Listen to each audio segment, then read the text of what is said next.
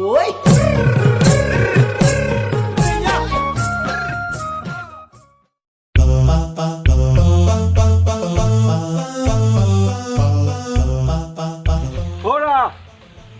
চাহ একাপ দিয়াহে ঘৰত চেনি চাপাত একোৱে নাই হ'ব দিয়া তেনেহ'লে পইতা ভাত কেইটামানকে দিয়া চাউলো নাই মই কি এতিয়া ভোকত থাকিম হা থাকক মই কি কৰিব লাগে হ'ব দিয়া আই গোসানী পানী এগিলাচকে দিয়া কি যে মাইকী এজনী পালো ইমান কথা কয় বাপৰে বাপ কমে বিয়া হোৱা আজি 2 বছৰে হ'ল লিপষ্টিক এটা আনি দি পাইছে হৰা লিপষ্টিকডাল খাই তোমাৰ পেট ভৰি মানে পিয়া মৰিব হা তাকে নকয় ক'ব কি ঘৰৰ পৰা ঠিক কৰি দিয়া মাষ্টৰবিলাকে গ'লো হয় যদি আজি মোৰ এই অৱস্থা নহয় হৰা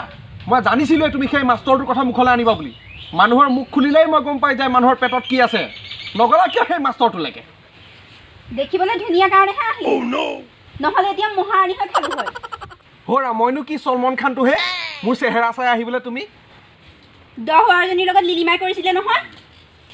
মোক এৰি বেলেগক ঘৰ সোমোৱাই বুলিয়ে আপোনাক কৃপা কৰিলোঁ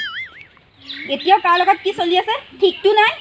চেলাৰীডাল চুচি লৈছে নহয় এতিয়াও ভাবিছে নেকি এজনী অনাৰ কথা হৰা এইটো আজিকালি ফেশ্বন বুজিছা ফেশ্বন দিয়ক ফেশ্বন আপোনালোকৰতো কোনো আইডেণ্টিটি নাথাকে ন আমাৰতো কপালত ষ্টাম্প এডাল বহাই থয় নহয় হৰা এতিয়া নাচায় আৰু মোক কোনো ফেচবুকৰ প্ৰফাইলত দেখোন তোমাৰে আৰু মোৰে ফটো দিয়েই থৈছা হোৱাটছআপৰ ডিপিত দেখোন সিদিনা নিজেই ফটো লগাইছিলা ঠক আজিকালি যিহে চিটুৱেশ্যন এজনী থাকোঁতে এজনী ঘৰ সোমোৱাইছেহি হৰা মই অন্ততঃ তেনেকুৱা নকৰোঁ বুজিছা অৱশ্যে তোমাৰ কৰোণা চৰোণা হৈ পেলাই কিবা এটা হয় যদি তেতিয়া চিন্তা কৰিম বাৰু কিবা এটা কৈ দিলে নহয় মনৰ কথা মই মৰাতেও বাঞ্ছা কৰি আছিলে আপুনি হৰা ধেমালি কৰিছোঁ হৰা আই গোসানী ধেমালি কৰিছোঁ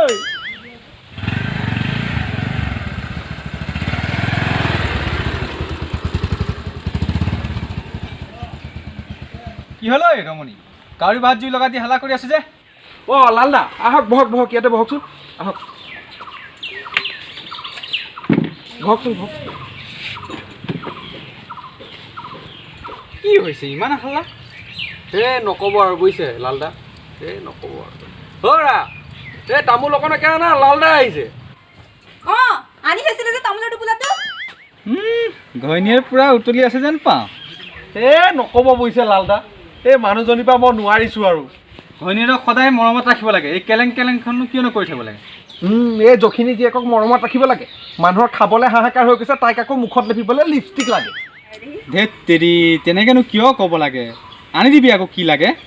আনি দিছিলোঁ বুজিছে লালদা যোৱা সপ্তাহতে লিপষ্টিক এটা আৰু ফেয়াৰ লাভলি এটা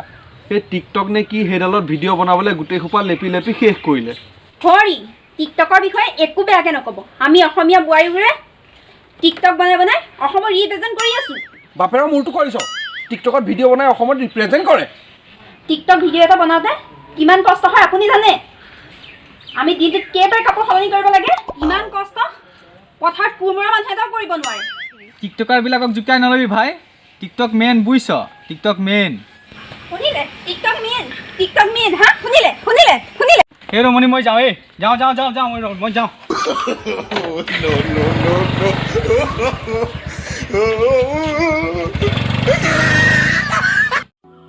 নমস্কাৰ বন্ধুসকল আমাৰ এই ভিডিঅ'টো চাই কেনে পালে যদি ভাল লাগিছে লাইক কৰিব কমেণ্ট কৰিব শ্বেয়াৰ কৰিব আৰু এটা কথা কিন্তু আমাৰ ভিডিঅ'টোত প্ৰায় 60% মানুহেই ছাবস্ক্ৰাইব কৰা নাই চেনেলটো যদি ছাবস্ক্ৰাইব কৰা নাই আমাৰ চেনেলটো প্ৰথমতে ছাবস্ক্ৰাইব কৰক আৰু এটা কথা বন্ধুসকল আমি বহুত দিন ধৰি আমি ভিডিঅ' দিব পৰা নাই কাৰণ বহুতো সমস্যাৰ সন্মুখীন হৈছে আপোনালোকে গম পাইছেই লগতে বন্ধুসকল আৰু এবাৰ কথাটো মই কৈছোঁ আমাৰ চেনেল যদি ছাবস্ক্ৰাইব কৰা নাই এতিয়াই ছাবস্ক্ৰাইব কৰক আৰু বেল আইকনটো দবাই দিয়ক তেনেহ'লে বন্ধুসকল আপোনালোকৰ লগত যদি তেনেধৰণৰ হাস্যৰসাত্মক বা হাস্যৰসৰ ষ্টৰি আছে তেনেহ'লে আমাৰ ডেছক্ৰিপশ্যনত দিয়া হোৱাটছআপ নম্বৰত আপোনালোকে প্ৰেৰণ কৰিব পাৰে আমি আপোনাৰ সেই ষ্টৰিটো আমি কাহিনী হিচাপে প্ৰকাশ কৰিব চেষ্টা কৰিম তেনেহ'লে বন্ধুসকল জয় আই অসম।